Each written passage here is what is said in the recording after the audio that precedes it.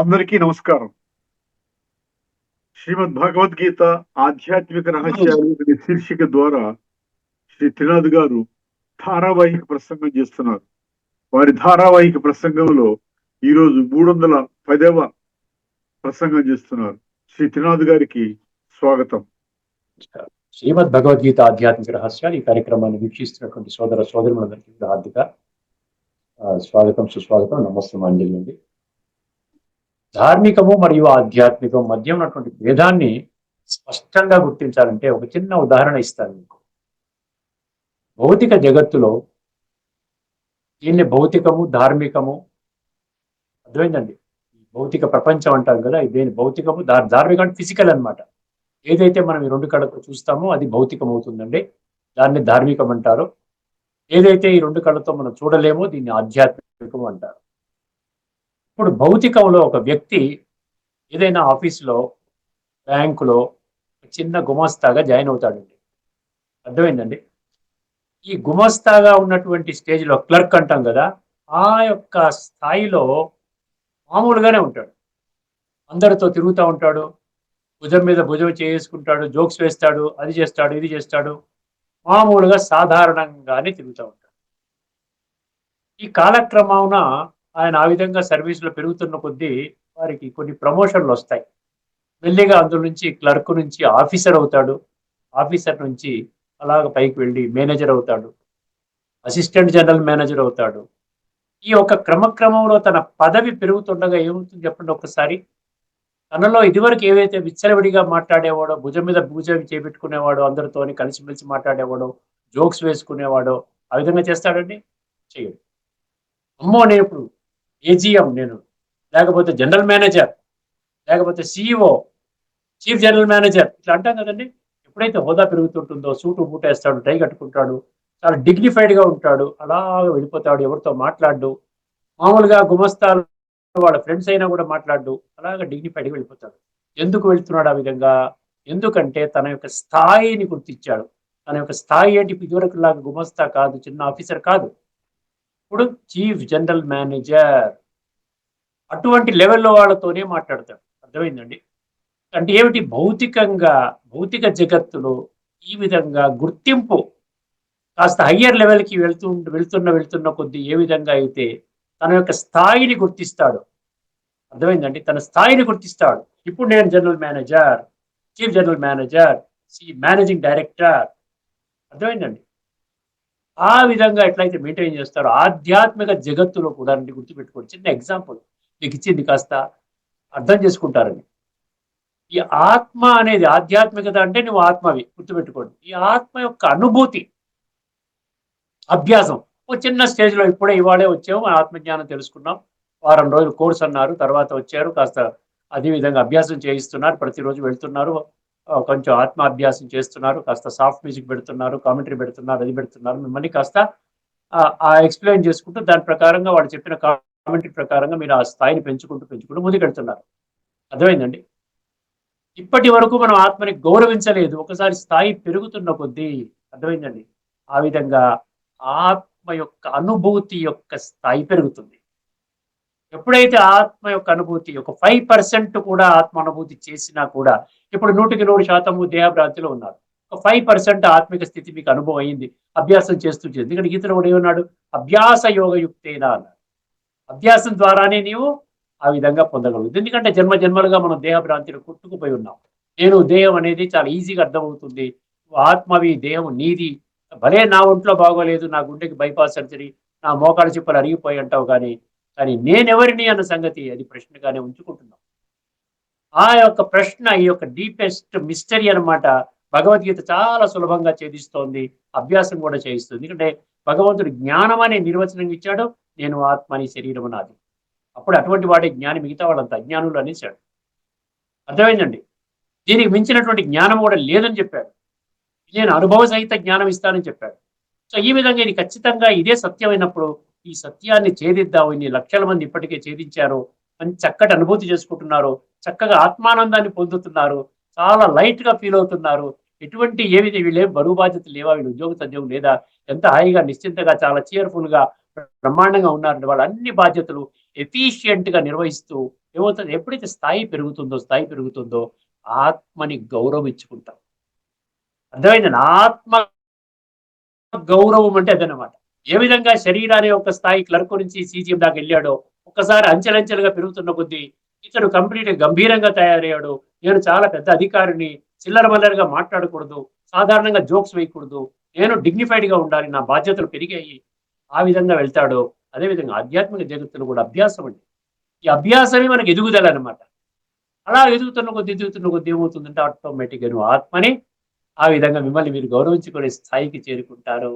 ఈ ఆత్మని గౌరవించే స్థాయి కేవలం ఆధ్యాత్మికతలోనే సాధ్యమవుతుంది, కానీ ధార్మికతలో, ఎందుకంటే ధార్మికతలో ఆత్మ జ్ఞానమే లేదు. కేవలం ఆత్మ అన్న ఇన్ఫర్మేషన్ ఉంది, ఆత్మ అన్న జ్ఞానం ఉంది తప్ప దాన్ని అనుభవంలోకి తీసుకొని వచ్చే ప్రక్రియ వాళ్ళకి తెలియదు, ఎక్కడా కూడా ఎవరు బోధించరు. సో ఆ విధంగానే మనం అది ఇన్ఫర్మేషన్ లెవెల్లోనే ఉంచుకుంటున్నాం.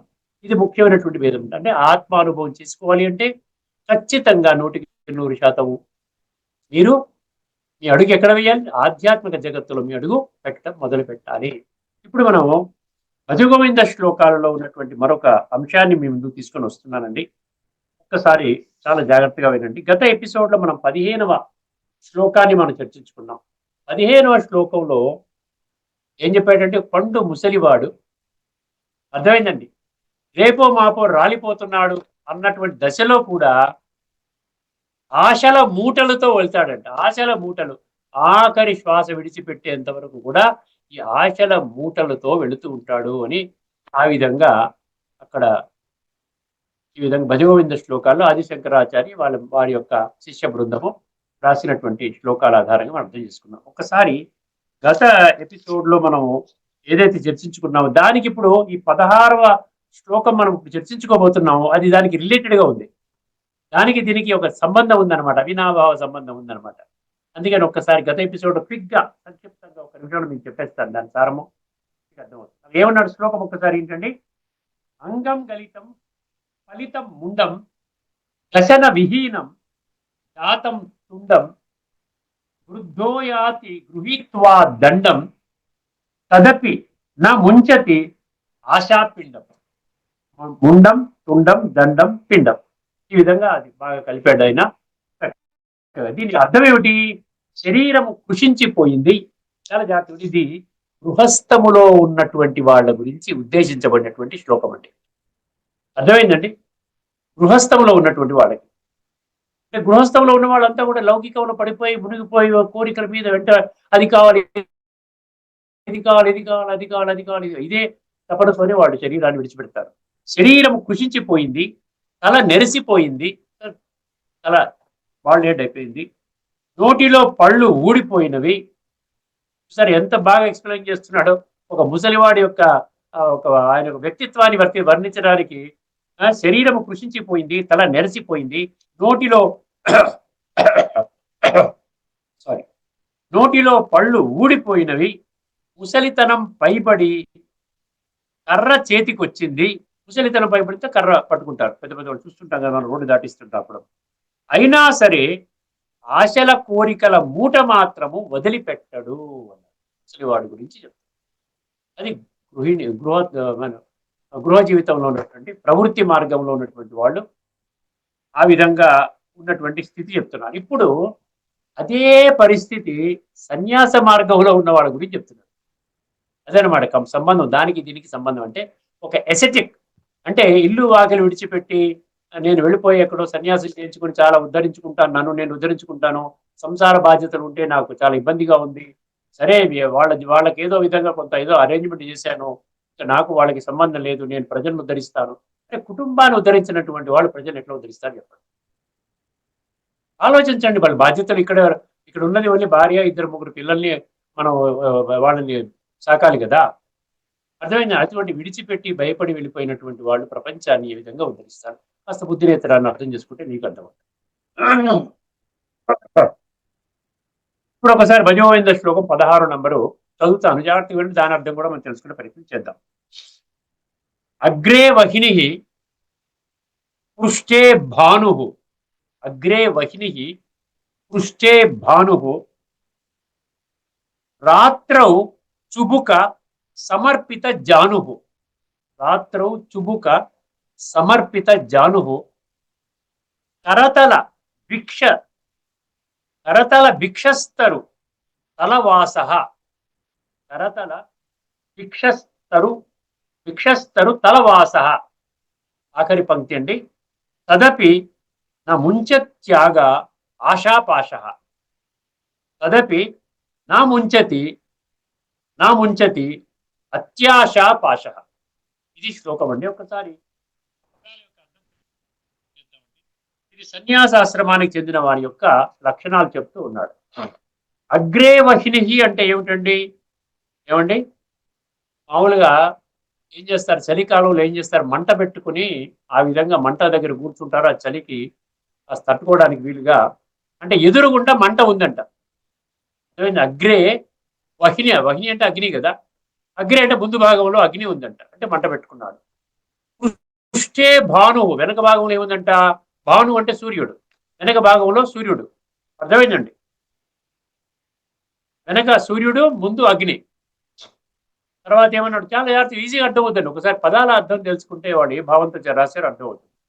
రాత్రౌ చుబుక సమర్పిత జానుహు, ఈ ఒక పంక్తి అర్థం ఇచ్చాడు.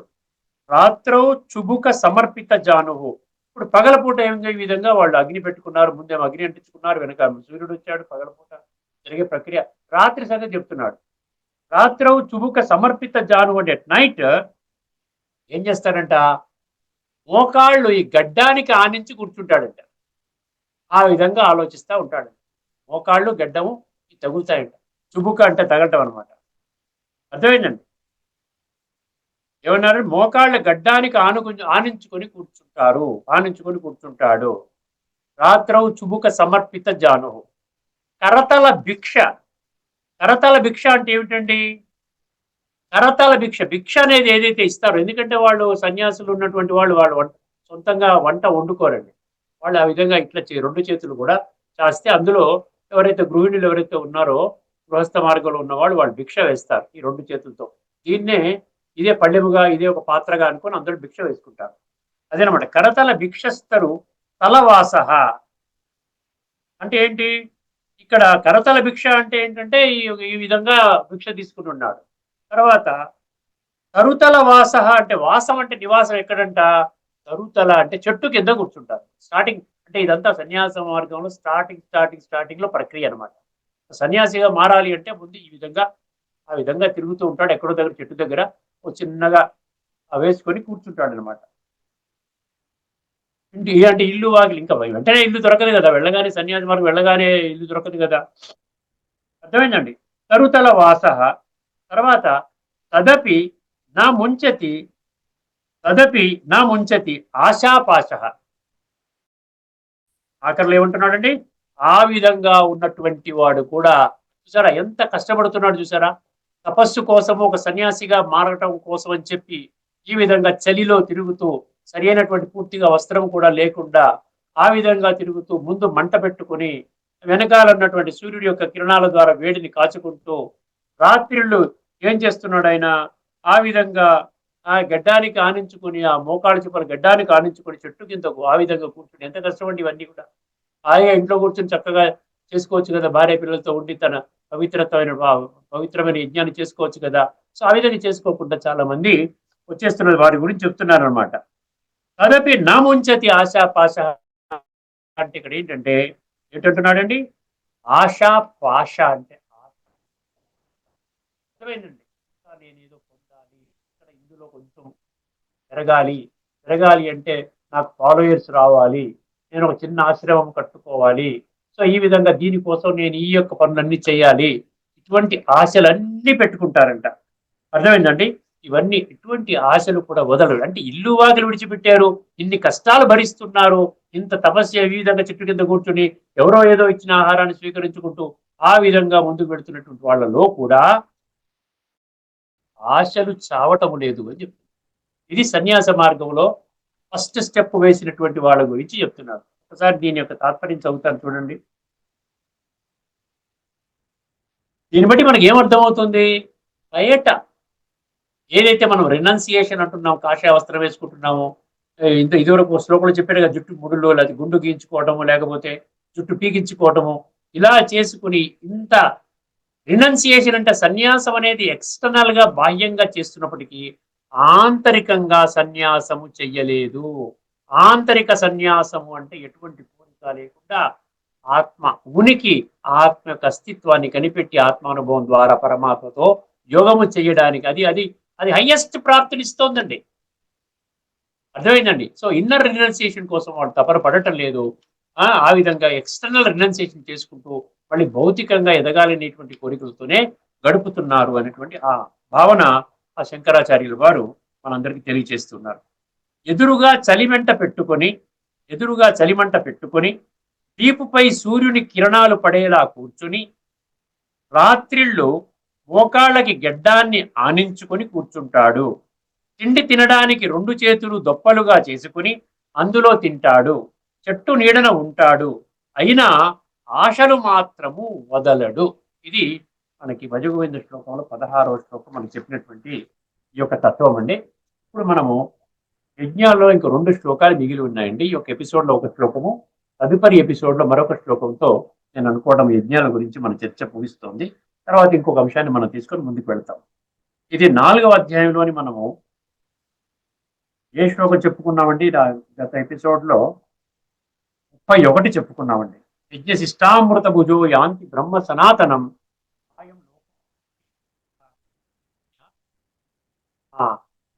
ఈ యొక్క జ్ఞాన యజ్ఞం ద్వారానే నీకు ఇది యజ్ఞము చేయని వాడికి ఈ యొక్క జన్మలో కూడా వాడికి అశాంతి, దుఃఖము, అలజడితోనే ఉంటాడు, టెన్షన్స్ తోనే ఉంటాడు, రోగాలతోనే ఉంటాడు, ఆయువు కూడా తక్కువగా ఉంటుంది. ఇప్పుడు ఏం శరీరం విడిచిపెడతారో తెలియదు. ఎందుకంటే నిరంతరం కూడా భౌతిక వాంఛలను తీర్చుకోవడం కోసమే జీవితాన్ని పణంగా పెట్టుకుంటారు. ఇప్పుడు ఈ ఎపిసోడ్లో ఒకసారి అనేక రకాల యజ్ఞాలను మనం చేస్తున్నాం. ఏ యజ్ఞం ద్వారా మనం జీవన్ముక్తిని పొందుతాం. ఇది అనమాట ఈ యొక్క ఇప్పుడు ఈ యొక్క శ్లోకం యొక్క తత్వం. ఒకసారి శ్లోకాన్ని చదువుతాను, జాగ్రత్తగా గుర్తు. బుద్ధి నేత్రాన్ని తెరుచుకుంటే చాలండి, సర్వం మనకు అర్థం అవుతుంది. ఏవం బహువిధా యజ్ఞా వితతా బ్రహ్మణో ముఖే. ఏవం బహువిధా యజ్ఞా వితతా బ్రహ్మణో ముఖే కర్మజాన్ విద్దితాన్ సర్వాన్ ఏవం జ్ఞాత్వా విమోక్ష్యసే. ఏవం జ్ఞాత్వా విమోక్ష్యసే. తెలుసుకుంటే నీవు మోక్షాన్ని పొందుతావు, అంటే ముక్తిని పొందుతావు. జీవన్ముక్తి కూడా అంటే డైరెక్ట్ గా జీవన్ముక్తిలోకి వెళ్ళరు ఎవరు కూడా. ముక్తి అంటే ఈ యొక్క కలియుగం యొక్క అంతిమ తర్వాత ముక్తి ధామం అంటారు చూసారా, దాన్ని పరంధామం అంటారు, ఊర్ధ్వలోకం అంటారు, నిర్వాణ ధామం అంటారు, ఆ బ్రహ్మాండ మహాతత్వం అంటారు, ఆత్మల లోకం అంటారు, శాంతి ధామం అంటారు, అమర ధామం అంటారు. ఇవన్నీ పేర్లు ఒకటే. ఆత్మల లోకం, ముల్లోకాలని చిత్రం ఇదివరకు మీకు చూపించాను 2-3 ఎపిసోడ్స్ లో. పైన ఉండేటువంటిది అక్కడ పరమాత్మ ఆత్మను వారి యొక్క స్థితి ప్రకారంగా వాడు ఏ విధంగా ఆత్మని శుద్ధి చేసుకున్నారు ఆ లెవెల్ ప్రకారంగా సెక్షన్స్ లో అక్కడ ఉంటారు. అక్కడ నుండి నూతన కాలచక్రం ప్రారంభమయ్యే సమయం కొద్ది గ్యాప్ ఉంటుంది కదా, అక్కడ ముస్తాబైపోయి అక్కడి నుంచి సత్యయుగంలో మళ్ళీ కొత్త జన్మ తీసుకొని వాళ్ళ యొక్క ఈ యొక్క యాత్రని ప్రారంభిస్తారు. మళ్ళీ కొత్త జన్మలో ఎవరైతే సాత్వికంగా సంస్కారాలు మార్చుకొని శరీరం విడిచిపెట్టారో వాళ్ళు సత్యయుగంలోను, తర్వాత కొద్దిగా తక్కువ ఉంటే త్రేత, సగము తక్కువగా ఉంటే ద్వాపరము, అసలేమీ లేకుండా కళాహీనంగా పోయినట్టయితే దైహిక భ్రాంతిలోనే ఆత్మచింతన, పరమాత్మ చింతన, రాజయోగ అభ్యాసం ద్వారా సంస్కార పరివర్తన ఆ ప్రక్రియలోకి వెళ్లకుండానే శరీరం విడిచిపెట్టిన వాళ్ళు మళ్ళీ కలియుగంలోనే ఆదిలో వస్తారా, మధ్యలో వస్తారా, చివరిలో వస్తారా, కొన్ని జన్మలు మాత్రమే తీసుకుంటారా, ఇదంతా కూడా వారి యొక్క కర్మ ఆధారంగా నడుస్తుంది, సంస్కారాల ఆధారంగా నడుస్తుంది. ఇప్పుడు ఈ బ్యాక్గ్రౌండ్ లో ఈ శ్లోకం వినండి ఒకసారి, జాగ్రత్తగా ఉంటుంది. ఏవం బహువిధా యజ్ఞా, బహువిధా యజ్ఞ, అనేక రకాల యజ్ఞాలు చెప్పారు. ఇన్ని రకాలు మనం చెప్పుకున్న 14 రకాల యజ్ఞాలు. అర్థమైందండి. ఆ ఇంద్రియాలను అదుపు చేయండి అన్నాడు, ఆహారాన్ని నియమించండి అన్నాడు. సో ఈ విధంగా రకరకాల యజ్ఞాలు మనం చర్చించుకున్నాం కదండి. ఈ విధంగా బహువిధ యజ్ఞ ఎక్కడున్నాయంట? బ్రహ్మణో ముఖే అన్నాడు. ముందు ధార్మికంగా అర్థం చేసుకుందాం, తర్వాత మనం ఏం చేద్దామంటే ఆధ్యాత్మికంగా కూడా అర్థం చేసుకునే ప్రయత్నం చేద్దాం. ఇక్కడ బ్రహ్మ ఏమన్నాడంటే బ్రహ్మణోముఖి అన్న. బ్రహ్మణోముఖి అంటే ఏంటి ఇక్కడ? ఇక్కడ బ్రహ్మణోముఖి అంటే భౌతికంగా భాష్యకారులు ఏ విధంగా రాసుకున్నారు అంటే, వేదాలలో చెప్పబడినట్టుగా. వేదాలు అంటే గుర్తుపెట్టుకోండి, వేదాలు మనం మామూలుగా గీత వేదాల కంటే గొప్పది, కానీ అజ్ఞాన వశములో గీత కంటే గొప్పది మనం వేదాలుగా మనం భావిస్తాం.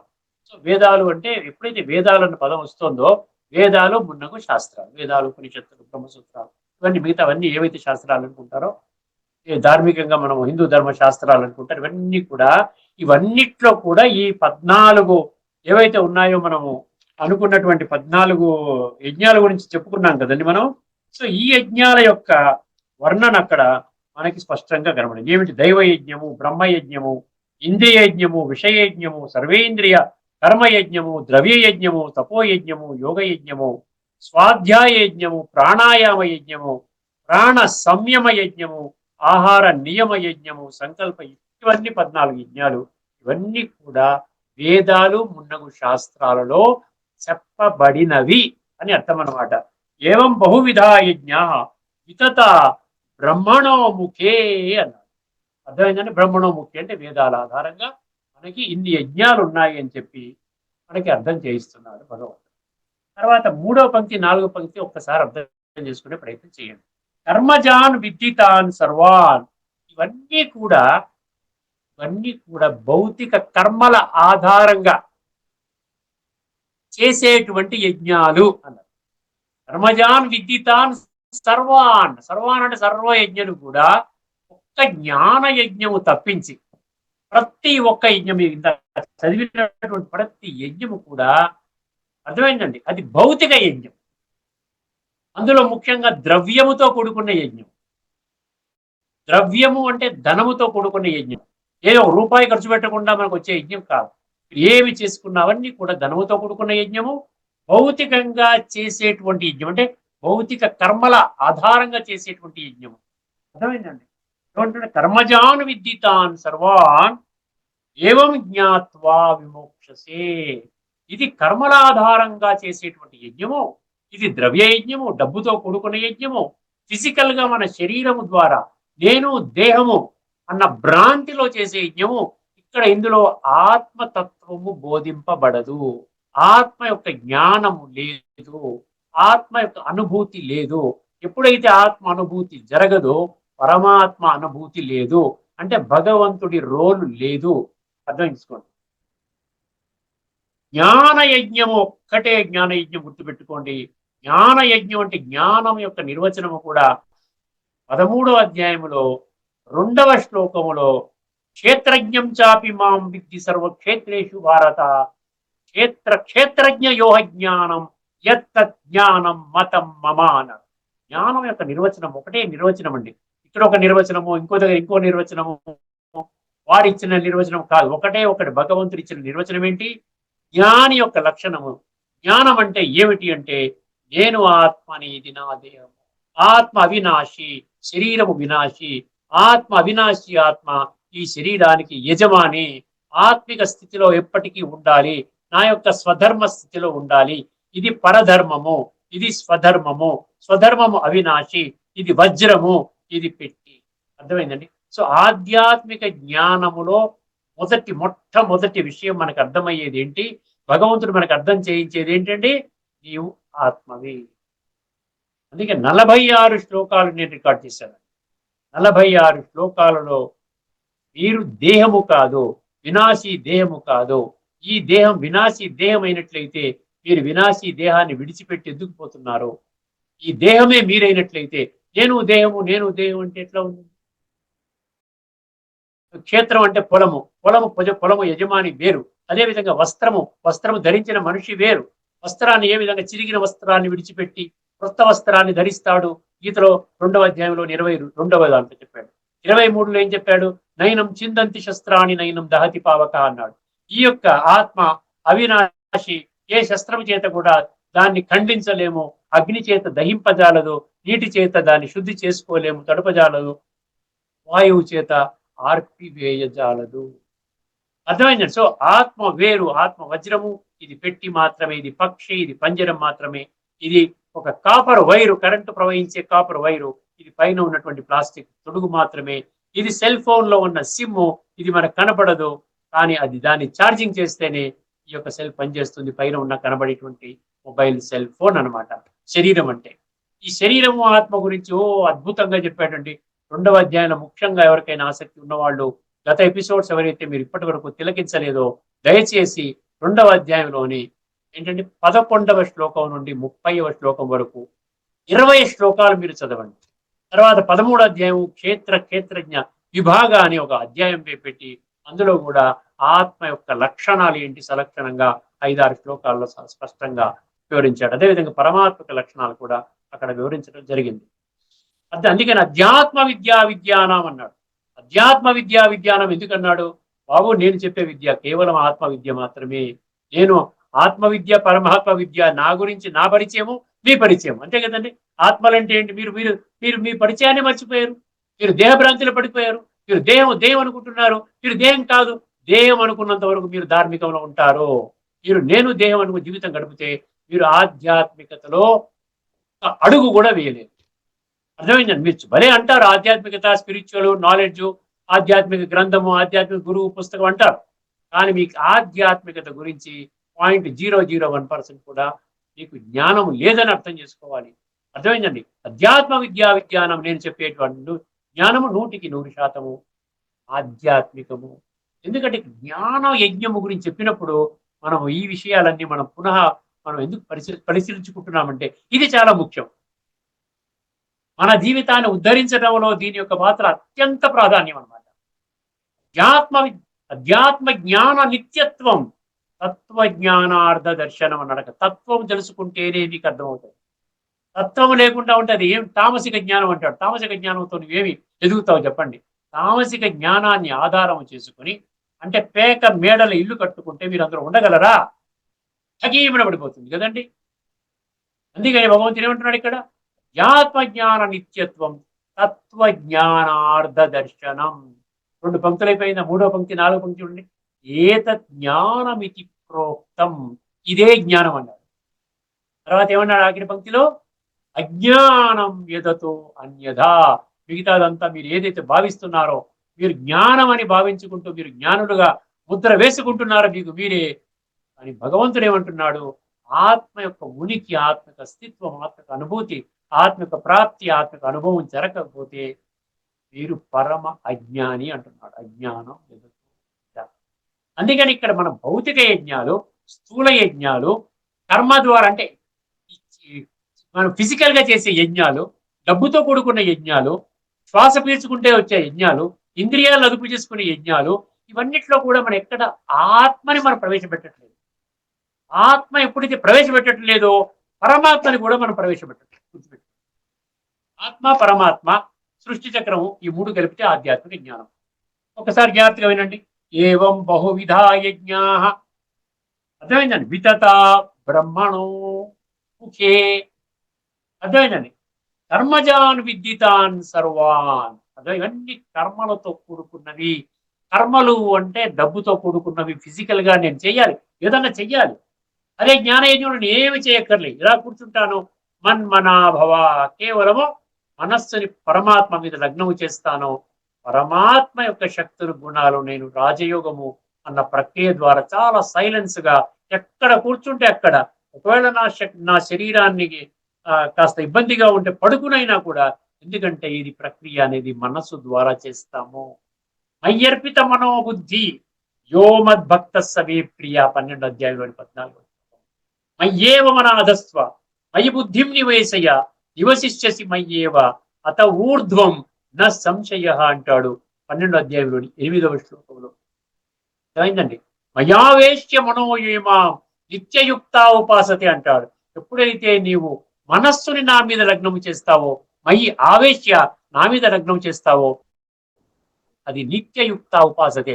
5 నిమిషాలు, 10 నిమిషాలు, అరగంట కాదు. ఇప్పుడు పెద్ద యజ్ఞం చేసిన 1 గంట, 2 గంటలు, 3 గంటలు, 4 గంటలు, లేకపోతే ఒక రోజంతా చేస్తారు అనుకోండి. పొద్దున్న 6ంటికి స్టార్ట్ చేసి రాత్రి 6 చేస్తారు, వాళ్ళు ఆపేస్తారు కదా. కానీ ఈ యొక్క నిత్యయుక్త ఉపాసతే, ఇది నిరంతరము. ఎందుకంటే పరమాత్మని ఏ విధంగా అయితే మన కుటుంబ సభ్యులను ఏ విధంగా అయితే మనం గుర్తుపెట్టుకుంటామో, నిరంతరము గుర్తుపెట్టుకుంటామో, అర్ధరాత్రి అపరాత్రి అయినా ఆ భార్యను గుర్తుపెట్టుకుంటారు, పిల్లల్ని గుర్తుపెట్టుకుంటారు, అత్తగారు మామగారి సంబంధికులు గుర్తుపెట్టుకుంటాను. అదేవిధంగా అందులో ఎక్స్ట్రా ఇంకొక సభ్యుడిని పెడతాను, నంబర్ 1 గా చేసుకుంటాను, పరమాత్మను తోడు పెట్టుకుంటాను. నిరంతరము పరమాత్మక స్మృతిలో నా యొక్క విద్యుక్త కర్మను చేసుకుంటాను, నా బాధ్యతని ఆయనకి ఇచ్చేస్తాను. ఆ విధంగా నేను తేలికగా లైట్ గా ఉంటాను, ఎటువంటి చీకు చింత లేకుండా ఉంటాను, ఆరోగ్యంగా ఉంటాను, ఆయుష్ కూడా పెద్దదిగా ఉంటుంది. ఈ జన్మ బ్రహ్మాండంగా ఉంటుంది, పై జన్మ కూడా శ్రేష్టమైన జన్మ, స్వర్గ తుల్యముగా ఉన్నటువంటి జన్మ సత్య త్రేతాయుగాల్లో నేను తీసుకుంటాను. అర్థమైంది? ఎంత బాగా చెప్పాడు చూడండి.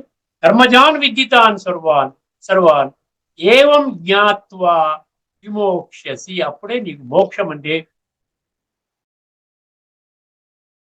ముక్తి అనేది కలుగుతుంది. తర్వాత తదుపరి స్టెప్ ఏంటి? జీవన్ముక్తి, అంటే స్వర్గములో శ్రేష్టమైన జన్మలు. ఇదనమాట ఈ యొక్క ఎపిసోడ్ లోని చర్చ. ఒకసారి మళ్ళీ భాష్యకారులు ఏం రాసుకున్నారో గమనించండి. ఇక్కడ జ్ఞాన యజ్ఞానికి ద్రవ్య యజ్ఞానికి ఆ తేడాని గమనించండి. అంతే. కర్మలతో కూడుకున్న యజ్ఞం కేవలం ఒక జన్మకి మాత్రమే పరిమితం. అక్కడ ఆత్మచింతన, పరమాత్మ చింతన, రాజయోగం గురించి ప్రస్తావన లేదు. అర్థమైందండి? ఎక్కడా కూడా మీరు యోగాసనాలు, ప్రాణాయామం ఇవన్నీ కూడా భౌతికంగా ఆ విధంగా ఈ ఒక్క జన్మలో కొన్ని కోరికలు తీర్చుకోవడం కోసం మనం చేసేటువంటి యజ్ఞాలు అన్నమాట ఇవన్నీ కూడా. కానీ అది జన్మ జన్మలుగా మనకు ప్రాప్తినిచ్చేటువంటి యజ్ఞం అనేది అది కేవలము జ్ఞాన యజ్ఞం మాత్రమే. ఒకసారి భాష్యకారులు ఏం రాసుకున్నారో గమనించండి ఒకసారి. ఈ ప్రకారముగానే ఇంకను బహువిధములైన యజ్ఞములు వేదములలో విస్తృతముగా వివరింపబడినవి. ఇక్కడ ఇంకొక విషయం చెప్పాలి మీకు ముగించే ముందర. బ్రహ్మణోముఖి అన్నాడు చూసారా. ఇక్కడ భౌతికంగా అర్థం చేసుకుంటే, ధార్మికంగా గీతను అర్థం చేసుకుంటే దాన్ని వేదాల ఆధారం అని అనుకున్నాం. ఏమంటే వేదాలలో చాలా విస్తృతంగా వివరించబడిందని చెప్పారు కదా. ఇక్కడ బ్రహ్మణోముఖి అంటే భగవంతుడు నిరాకారుడు, జ్యోతిస్వరూపుడు, పరంపిత, పరమాత్మ, ఈశ్వరుడు, పరమేశ్వరుడు. వారికి శరీరం లేదు కాబట్టి మనకి ఏ విధంగా సందేశాన్ని ఇస్తారు? ఈ భగవద్గీతను పునః భూయ అంటాడు కదా. పునః మళ్ళీ ప్రతి కల్పం ఒకసారి వచ్చి చెప్తాడు కదా. ఆయన ఏ విధంగా చెప్తాడు? అవజానంతి మా మూఢ మానుష్యం తను ఆశ్రితం అన్నాడు. ఆ మనిషి యొక్క తనువునే వారి పేరే ఏం దాదా లేఖరాజుగా ఉన్నటువంటి పేరుని ప్రజాపిత బ్రహ్మగా పెట్టారు. వారి ముఖార విందము నుండి భగవంతుడు ఇచ్చినటువంటి జ్ఞానమే ఈ యొక్క జ్ఞాన యజ్ఞం యొక్క ఫౌండేషన్. అక్కడ బ్రహ్మణోముఖి అంటే ఆధ్యాత్మికంగా ఏమిటి అర్థమవుతుందండి? పరమాత్మ తీసుకున్నటువంటి శరీరము, ఏ శరీరము ఆధారంగా పరమాత్మ ఈ సృష్టి మీద అవతరించారో వారి నామధేయము ప్రజాపిత బ్రహ్మ. అందుకనే బ్రహ్మణోముఖి అంటే ఆ విధంగా మనం అర్థం చేసుకుంటే బ్రహ్మణోముఖి ఆధ్యాత్మికంగా మనకేమొస్తుందండి? జ్ఞాన యజ్ఞం వస్తుంది. మామూలుగా వేదాల ద్వారా మనం తీసుకునే రకరకాల యజ్ఞాలు ఏవైతే ఉన్నాయో అది ఒక్క జన్మకి మాత్రమే పరిమితమైనటువంటి వివిధ రకాల 14 రకాల యజ్ఞాలు ఏ విధంగా అయితే ఇక్కడ చర్చించబడిందో అవన్నీ వస్తాయి. ఈ విషయాన్ని గుర్తుపెట్టుకోండి. ఈ ప్రకారముగానే ఇంకనూ బహువిధములైన యజ్ఞములు వేదములలో విస్తృతముగా వివరింపబడినవి. ఈ యజ్ఞములన్నింటినీ త్రికరణ శుద్ధిగా మనోవాక్కాయములచే ఆచరించినప్పుడే అవి సుసంపన్నములగునని తెలుసుకొనము. ఇట్లు ఈ కర్మతత్వం చూసారు ఎంత లోతైనదో. ఈ కర్మతత్వమును తెలుసుకుని అనుష్ఠించుట వలన నీవు ప్రాపంచిక కర్మ బంధముల నుండి సర్వదా విముక్తుడవెదవు. విమోక్షసి అంటే ఆ విధంగా అనమాట. కర్మ బంధనం అంటే ఏంటంటే ఒకటే గుర్తుపెట్టు. కర్మ బంధనము, కర్మ సంబంధము. కర్మ బంధనం అంటే ఏంటంటే ఆత్మలో ఇప్పటికే పేరుకుపోయిన చెడు సంస్కారాలు అవి ఇంకా పెరుగుతూ పోతాయి, ఇంకా పాడైపోతే మన ఈ జన్మ కూడా టెన్షన్స్ తోనే గడుపుతాము, పై జన్మ కూడా శ్రేష్టమైన జన్మ పొందడానికి అవకాశం లేదనమాట. ఇక్కడితో మనం ఈ చర్చను సంపూర్ణం చేసుకుందామండి. తదుపరి ఎపిసోడ్ లో ఈ యొక్క యజ్ఞాల పరంపరలో ఆఖరి శ్లోకము 4వ అధ్యాయంలోని 3వ శ్లోకాన్ని మనం చర్చించుకుందామండి. అదేవిధంగా భజగోవింద శ్లోకాలలో 17వ శ్లోకాన్ని మేము తీసుకొస్తాం. అంతవరకు సెలవు. అందరికీ నమస్కారం. సంస్థ సుఖినో భవంతు.